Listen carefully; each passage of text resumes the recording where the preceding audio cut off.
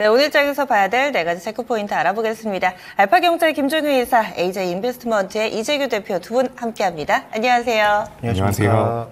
예, 첫 번째 포인트부터 알아보겠습니다. 어제 저녁부터 오늘 아침까지 주요 뉴스들 헤드라인을 보면은 대체적으로 이 러시아와 북한의 이 만남, 이 부분을 대대적으로 다루고 있습니다. 그러다 보니까 이 우리나라에서도 앞으로 러시아와의 관계가 어떻게 될 것인가, 그리고 또 우크라이나에 무기를 수출하는 것, 살상 무기까지 검토를 한다, 뭐 이런 이야기들도 나오고 있는 상황이라서 과연 이 부분이 우리 방산 섹터에는 어떤 영향을 좀 미치게 될지 이 내용도 궁금하고요. 최근 들어서 방산 섹터 관심이 고조되고 있습니다.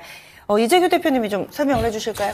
네, 일단 방산주들이 저는 한 번 정도는 조정을 받지 않을까라고 생각을 했는데 어느 정도 조정을 받다가 다시 한번 올라와 주는 모습입니다. 아무래도 전 세계적으로 이 국방 예산을 계속해서 증액하고 있다는 부분들이 시장에선 모멘텀으로 작용을 하고 있는 것 같고요. 얼마 전에 이제 끝났었던 그 유로사토리 쪽에서 그 2024 유로사토리라고 해서 방산과 관련되어 있는 큰 박람회가 있었습니다. 여기서 이제 우리나라 기업들이 많이 참여를 했고 또 루마니아 쪽에서 좋은 수주 소식이 좀 들렸죠. 그런 내용들이 나오면서 오늘 같은 경우도 지금 폴란드 쪽에서 추가적인 수주가 나올 수 있다는 내용들이 계속해서 나오고 있기 때문에 방산주들 같은 경우는 추가적인 시세가 나올 가능성이 있다라고 생각을 하고 있습니다. 그래서 최근 이제 우리나라 시장의 트렌드를 보면 수출과 관련되어 있는 모멘텀을 가지고 있는 기업들의 주가 흐름이 굉장히 좋은데 수출 쪽에 대한 모멘텀을 방산 기업들이 가져갈 가능성이 굉장히 높고요.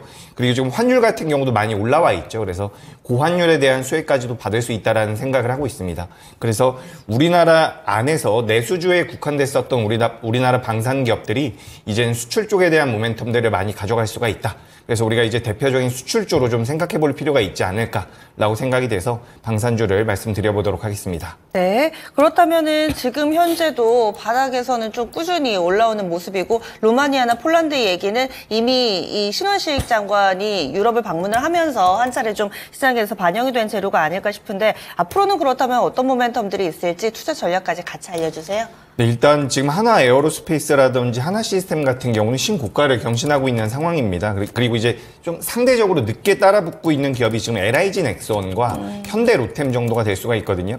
근데 여기서 현대 로템 같은 경우는 지금 방산 쪽 말고 철도 쪽에 대한 매출도 많이 나오고 있는 기업이기 때문에 우리가 온전히 방산 쪽으로 접근을 한다라고 한다면 LIG 넥스원이 좀 더 낫지 않을까 이렇게 좀 말씀을 드리고 싶습니다. 그래서 천궁2에 대한 추가적인 수주 소식이 들릴 가능성이 높다라고 보고 있는 부분이니까 참고를 하시면 좋을 것 같고요. 지금 뭐 프랑스 같은 경우도 국방 예산으로 400조 가량, 그리고 폴란드 같은 경우도 GDP의 약 4% 정도를 사용한다라는 이야기들이 나오고 있습니다.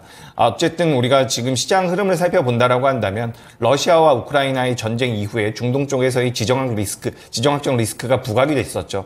그러면서 방산 예산이 계속해서 올라가고 있는데 우리나라 기업들이 어쨌든 가성비 쪽에서도 우수한 성과를 내고 있다는 이야기들이 나오고 있고 실제로 수주도 계속해서 따오고 있는 부분들이 저는 굉장히 긍정적이라고 생각을 하고 있습니다. 그래서 지금 우리가 이렇게 테마를 어떻게 보면 이제 이런 이슈나 섹터 쪽에서 자금이 들어오고 있는 부분인데 이 기업들이 실제로 매출과 영업이익으로 이어질 가능성이 굉장히 높은 거죠. 그러니까 실체가 있는 내용을 가지고 주가가 움직이고 있는 부분이기 때문에 저는 이제 신고가를 경신하고 있는 기업들도 좋지만 뭐 LIG 넥스원도 이제 엊그제 신고가를 경신하는 모습인데 상승 여력이 좀 남아있다라고 판단이 되고 있는 부분은 이제 LIG 넥스원이고 저점대에서 올라갈 수 있는 기업은 현대로템인데 현대로템 같은 경우는 철도 쪽에 대한 모멘텀도 있기 때문에 우리가 온전히 방산 쪽으로 접근을 한다라고 한다면 LIG 넥스원을 의견 드리도록 하겠습니다. 네, 그리고 앞서 서두에 말씀드렸던 이 북한과 러시아의 만남, 이 부분에 있어서는 우리 방산 섹터가 어떤 영향을 받게 될까요? 네, 그래서 그 부분 같은 경우는 최근에 이제 또 규모가 좀 작은 기업이죠. 빅텍이나 스페코가 한두 차례 정도 이제 시세가 좀 나오긴 하더라고요. 근데 우리가 지금 이 방산 섹터 같은 경우는 크게 봤을 때 두 가지로 나눌 필요가 있다라고 생각을 하고 있습니다. 하나 시스템이나 하나 에어로스페이스 그리고 LIG 넥스원 같은 기업들은 우리가 실제로 수출과 매출이 커지는 이런 외형 성장의 명분으로 우리가 좀 따져볼 수가 있을 것 같고요. 빅텍이나 스페코처럼 과거에 이런 지정학적 리스크로 인해서 변동성이 많이 커졌던 기업들 같은 경우는 조금은 테마성이 더 강하지 않나라고 생각이 돼서 트레이딩 관점으로 접근하는 것과 투자의 관점으로 접근하는 것을 좀 구분하실 필요가 있다라는 말씀. 그리고 제가 생각했을 때는 이번에 올해에 미국에서 대선이 있죠. 대선이 있기 전에 북한 쪽에서 뭐 얼마 전에 오물풍선을 날리고 그런 경우가 있지 않았습니까? 계속해서 북한 쪽에서는 도발 아닌 도발을 할 가능성이 있다라고 생각을 하고 있어요. 그렇게 된다라고 한다면 빅텍이나 스페코 같은 작은 기업들 같은 경우도 순간적으로 변동성이 좀 나올 수 있지 않을까라고 생각이 되기 때문에 뭐 장기적으로 투자의 관점으로 본다라고 한다면 말씀드린 LIG 넥슨이라든지 현대 로템 같은 기업들 괜찮다라고 생각을 하고요. 이제 테마적으로 이제 접근을 한다라고 한다면 빅텍이나 스페코도 저는 지금 시장에서는 매력적이다. 왜냐하면 북한 입장에서는 미국 쪽에 계속해서 어필을 해야 된다라고 저는 생각을 하고 있거든요. 그래서 우리도 있다라는 것들을 계속해서 어필하다 보면 빅텍이라든지 스페코 같은 기업들은 순간적으로 탄력이 생길 가능성이 있으니까 트레이딩 관점으로 접근하시는 것도 괜찮겠다라는 의견 드리겠습니다. 예, 알겠습니다. 그래서 방산 섹터 이런 수주라든지 실질적인 모멘텀 보시면은 대형주들 그리고 또 뉴스 계속 나오면서 테마적인 성격으로 움직이는 중소형주들도 있으니까 방산주 계속 관심 필요하다 의견 나왔습니다. 다음 두 번째 포인트 넘어가 보시죠. 어제 시가총액 톱10 가운데서 삼성전자, SK하이닉스 두 종목을 제외하고 오른 종목이 하나 더 있었습니다. 바로 금융주, KB금융이었는데요. 이 종목만 오른 것이 아니고 뭐 DB손해보험이라든지 이 종목 4%나 올랐고요. 신한지주 등 금융주들이 알게 모르게 비교적 선전하는 요즘의 주가 움직임 눈에 띄는데 이 부분 반기 배당을 좀 노려보는 그런 플레이도 가능하지 않을까 얘기를 해주시는데 금융주들의 반등 어떤 의미가 있을지 그리고 반기 배당을 노린다면 어떻게 또 투자 전략을 세워봐야 될지 알려주시죠. 네, 일단 핵심 포인트가 이 반기 배당이 열려있는 구간이라는 점을 주목해 볼 필요가 있고요. 어저께 이제 증시가 움직인 증시 맵을 조금 살펴보시면, 일단 개별적으로 오른 종목이 굉장히 많죠. 뭐, 다 아시는 것처럼 뭐, DB, 엄청나게 올랐고, DB 하이텍 엄청나게 올랐고, 뭐, 여러 종목군들이 올랐는데, SK 뭐, 이노베이션도 우리가 얘기를 했었고요. 근데 이쪽에 지금 금융주를 보시면 금융주 쪽에 삼성화재, DB손해보험, 그 다음에 뭐 KB금융, 신한지주, 하나금융지주, 뭐 여러 종목군들이 생각보다 꽤 강한 모습을 보여주고 있고요. 이들 종목의 공통적인 특징, 외국인들이 엄청나게 샀다라는 거고요. 또 하나의 특징, 배당률이 생각보다 굉장히 높다. 이렇게 볼 수 있는 상황인 거죠. 근데 이 종목들이 연간 전체 배당이 높은 상황이지만 분기 배당이나 반기 배당도 꽤 하고 있는 종목들이라는 점을 주목해 볼 필요가 있는 거죠. 그러면 일종의 인덱스 펀드를 운영하고 있는 그런 종목군들의 입장에서는 분명히 지금은 좀 관심을 가져볼 만한 그런 구간. 왜냐하면 단기적으로 예를 들어서 지금 6월 말까지 다음 주밖에 안 남지 않았습니까? 그 단기간에 주식을 사서 예를 들어서 뭐 배당률이 시가 기준에서 0.5에서 한 1% 된다. 그러면 그게 무슨 수익률이냐라고 생각하실 수 있지만 기간 대비해서 일주일 투자해서 0.5% 수익률? 엄청난 거죠. 그게 지금 한 달로 하면 얼마입니까? 2%고요. 연간으로 하면 24%거든요. 그러니까 일주일에 투자해서 예를 들어서 뭐 0.5%든 1%든 낼 수 있다면 그건 뭐 말도 안 되는 엄청난 수익률인 거죠. 그러니까 그런 관점에서 외국인들은 해당 종목군들이 주가가 싸면 즉 시가 배당률을 비교해 봤을 때 또 이번에 중간 배당률을 고려해 봤을 때 매력적인 가격이라면 당연히 들어올 수 있는 그런 상황이다. 따라서 이 금융주들 아마 6월 말까지는 한번 우리가 지켜볼 필요가 있겠고 특히 인덱스 펀드의 움직임들은 한번 주목해 볼 필요가 있지 않느냐 이렇게 보고 있습니다. 네, 그러면은 또 배당률이 높은 중간 배당하는 그런 업체들 어떤 쪽에 있는지 지금 위치라든지 고려해서 전략 잡아주신다면요? 네, 일단 뭐 전체적으로 그 금융주들은 다 중간 배당이 생각보다 좀 높은 상황이고요. 그러니까 연말 배당, 기말 배당을 가장 많이 하긴 하지만 네. 그래도 분기 배당이나 중간 배당도 뭐 한 1%, 0.5%에서 1% 내외 정도를 주고 있는 그러니까 시가 배당으로 말씀드리는 겁니다. 그 정도의 배당을 하는 기업들이 생각보다 꽤 있기 때문에 지금 뭐 현대해상이라든지 그다음에 4대 금융지주라든지 이런 종목군들은 저는 충분히 좀 관심을 가져볼 필요가 있다. 다만 여기서 중요한 것은 주가가 지금 싸야 됩니다. 굉장히 주가가 높아서 시가 배당률이 이미 낮아진 기업은 의미가 없다는 거죠. 그래서 지금 뭐 삼성화재라든지 현대해상이라든지 이런 종목군들이 비교적 주가가 낮은 상황에서 작년 대비 시가 배당률이 이미 6%, 7% 되는 종목군들이 꽤 있고요. 그러면 중간 배당이 아마 1% 내외일 가능성이 높으니까 그런 종목군들에 대해서는 조금 정도 주가를 더 끌어올려도 부담이 없는 뭐 그런 자리 정도로 볼 수가 있는 거죠. 다만 이건 여러 번 언급드렸지만 주가가 너무 높아지면 의미가 없는 상황이기 때문에 트레이딩 개념에서 접근하실 분들에게는 별로 큰 메리트가 되지 않을 수도 있고요. 다만 이 그림은 장기적으로 계속 이어지는 그림입니다. 이건 뭐 연초부터 제가 다른 방송을 통해서 또 계속 말씀드리고 있는 건데 이거 일시적으로 뭐 우리나라 되겠냐라고 냉소적인 시각을 가지신 분들이 굉장히 많은데요.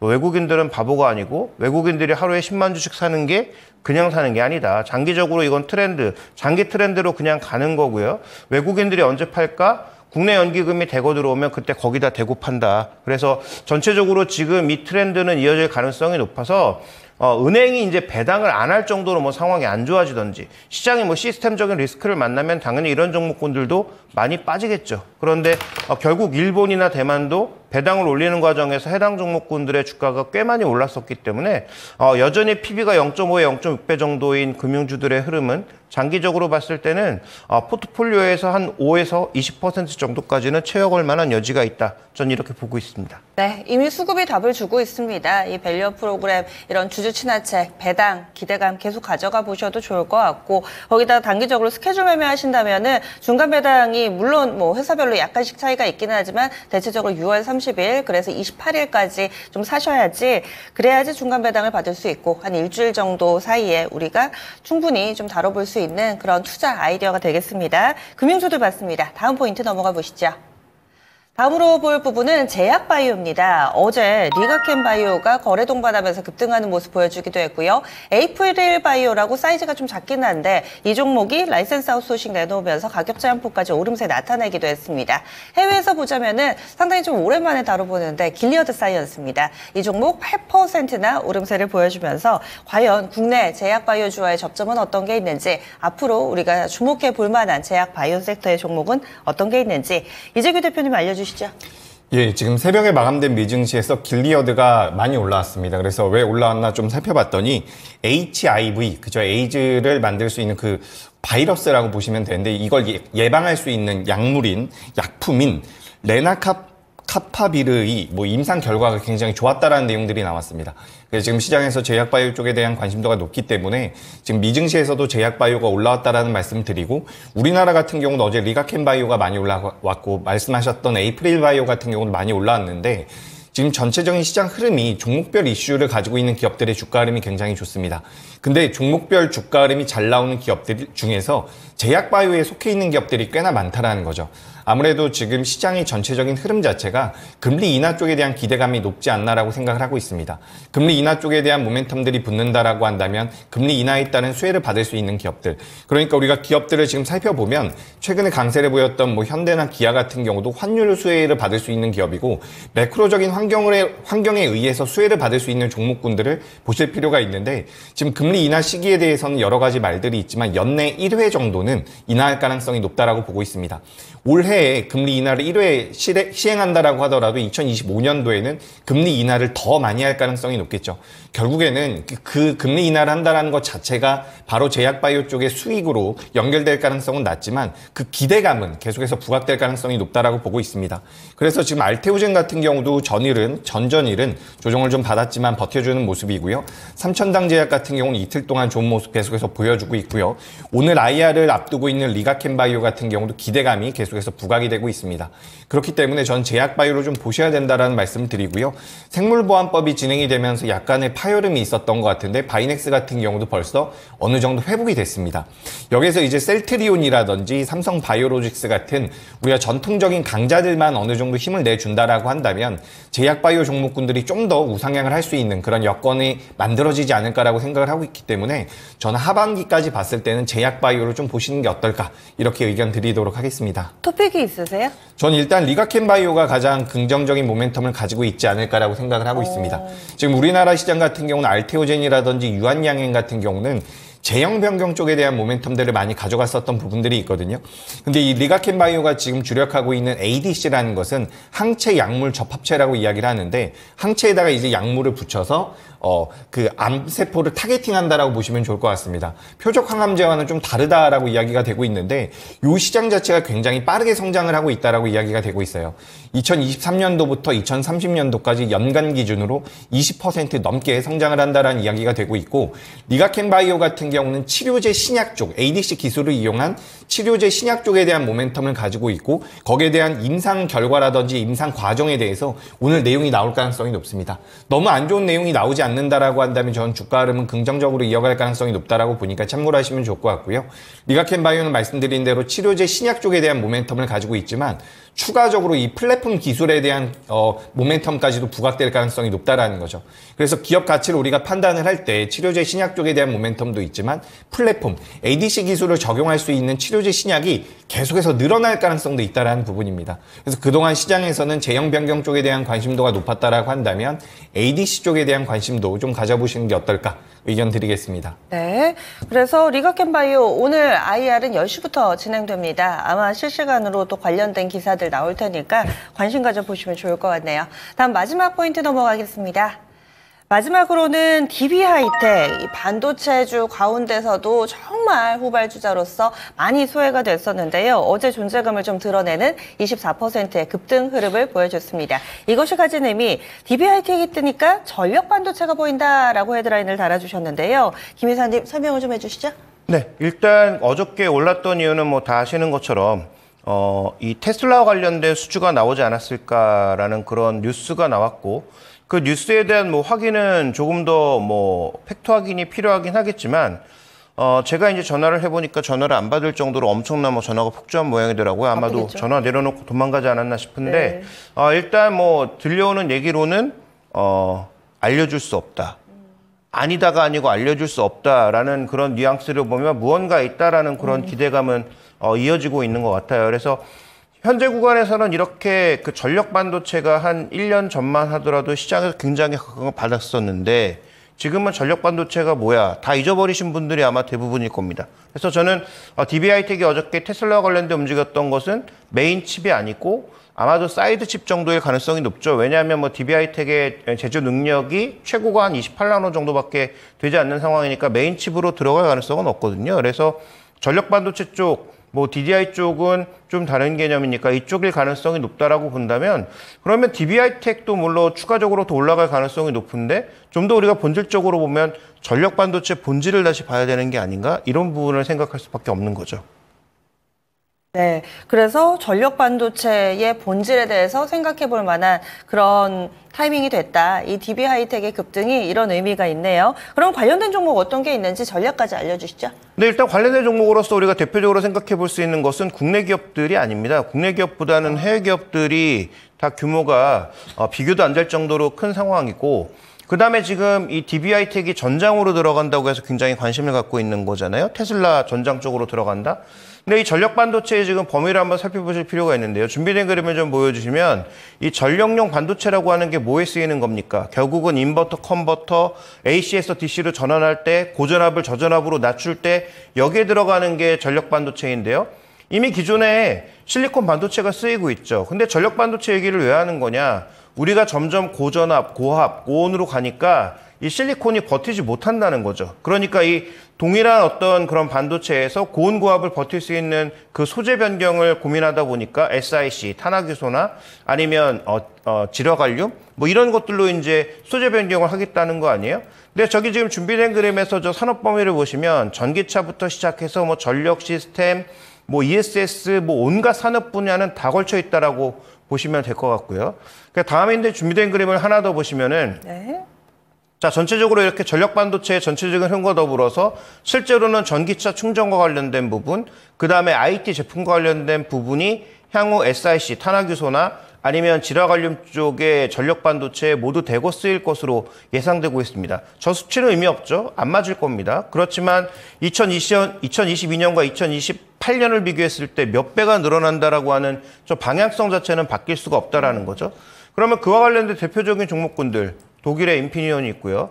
그 다음에 프랑스에는 네스티 마이크로닉스가 있고요. 그 다음에 미국에는 온세미컨덕터가 있죠. 그러니까 이런 종목군들이 최근 주가가 굉장히 안 좋습니다. 그 다음에 또 시장의 전체적인 추이를 놓고 보게 되면 PBR이 미국 그 평균보다도 굉장히 쌉니다. 그러니까 이 시장이 아직 본격적으로 개화되지 않았다라는 걸 의미하는 거고요. 그러면 투자 전략성 어떻게 해야 됩니까? 지금 사야죠. 바닥에서 사야 된다. 주가 더 내려갈 수 있습니다. 그 다음에 DB하이텍도 지금 잠깐 주가가 또 올라왔지만 실제로 이런 대장주들이 움직이지 못한다면 DB하이텍도 조금 뜨다가 떨어질 수도 있겠죠. 그 다음에 DB하이텍은 다시 한번 말씀드리지만 이 전력반도체의 중심이 아닙니다. 그러면 전력반도체의 중심 종목군들이 자동차도 안 팔리고 지금 이 시장이 본격적으로 개화되지 않아서 주가가 더 내려갔을 때 더 많이, 더 싸게 담아야죠. 왜냐하면 어쨌든 터지는 시장이거든요. 그래서 엔비디아도 오랫동안 기다렸던 이 시장이 터지면서 뭐 엄청난 폭발력을 보여줬던 것처럼 그 정도로 갈 가능성은 없죠. 이게 뭐 혼자 독점할 수 있는 사업은 아니니까. 그렇지만 전력 반도체가 예를 들어서 한 8배 정도 커진다라고 했을 때 우리가 50% 할인을 한다고 하더라도 4배 정도는 커지는 시장 아니겠습니까? 그러면 인피니언이나 온세미컨덕터나 울프스피드나 이런 종목군들에 대한 관심은 지금부터 주가가 내려가면 내려갈수록 더 담아야 된다. 왜냐하면 이 충전 시장이 열리고 전기차 시장이 확대되는 올해와 내년 자체가 투자에 가장 적게라고 판단하고 있어서 전 DB하이텍을 보면서 DB하이텍을 사고 싶은 게 아니고 인피니언과 울프스피드 그다음에 온세미컨덕터를 엄청나게 사고 싶어졌다. 지금부터 살 준비를 해야 되겠다 이런 마음가짐을 가지고 있습니다. 네, DB하이텍의 급등을 시작으로 또 어떻게 해서 투자 아이디어로 삼고 연결을 짓는지 해외의 전력 반도체 업체들 이쪽에 또 메리트를 볼 수 있는 그런 계기였습니다. 이렇게 해서 4가지 체크포인트 알아봤습니다.